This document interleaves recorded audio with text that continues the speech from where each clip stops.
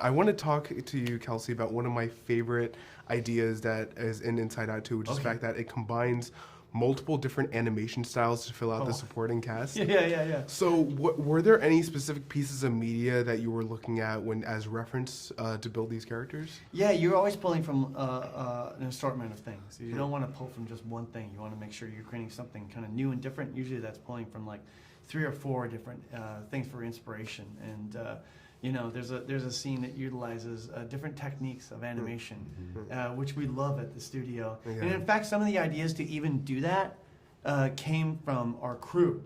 They were like, hear us out. What if we do that character in 2D? And I'm like, whoa, are you up for doing that? Because that's harder to do, and it's more difficult. And if you're up for doing that, I'm up for doing that, because you're going to do all the hard work to make it happen. And so if you're up for that, and they're like, yeah, let me add it, because there's so many people at the studio who have a history of working in 2D animation or in gaming too. There's a character who's like kind of a pixelated gaming character. And they knew exactly what to do, how to do it, but then we have to put it through the pipeline at Pixar, which is not necessarily designed to do those looks. So they have to figure out, how do we get that look in our technology and our pipeline? Yeah, I love that. And Mark, you've been working with Pixar for a while, and I wanted to ask, what was it about the first Inside Out that made the team over there really, really want to make a sequel to that film? Yeah, I loved being part of that team. I was associate producer on the first film. And man, just getting the band back together, bringing back the cast from that first film. We loved the cast and the original emotions. So good. And the idea of bringing them back to do another film, there was so much appeal in that. Yeah. And then Kelsey came up with just a great, really emotional idea for this second film that once we all heard it, we wanted to rally around that and bring it to the screen, because we're like, that sounds like an idea that's worthy to be a sequel to this first film that we all loved. Yeah, I love that as well.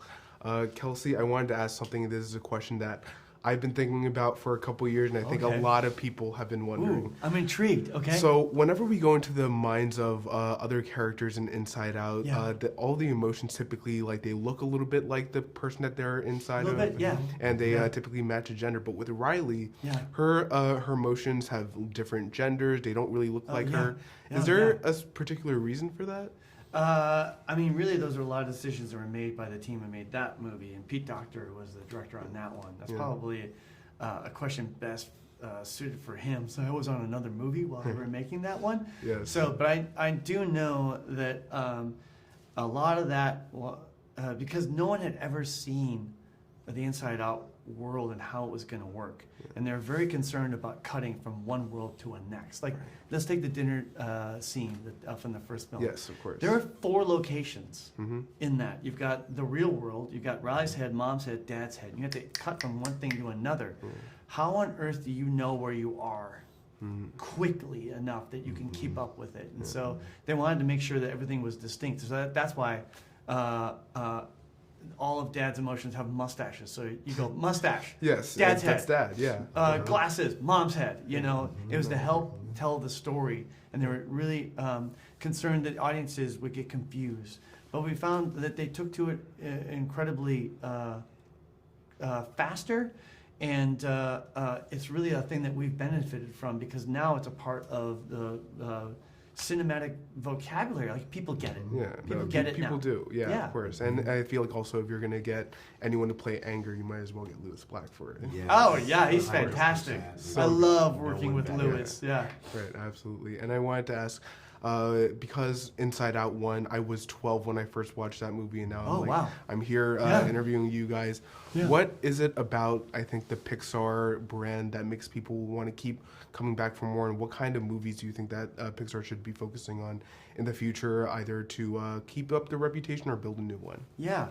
I mean, first and foremost, it's all about telling a really good story. I think so too. Yeah. It's always been that. And the other thing that's really important to me personally, and especially with making this movie, Mark and I are fathers, and we've got kids, both boys and girls, and it's very seldom that I can say, let's all go to the movie theaters this weekend and see a movie together.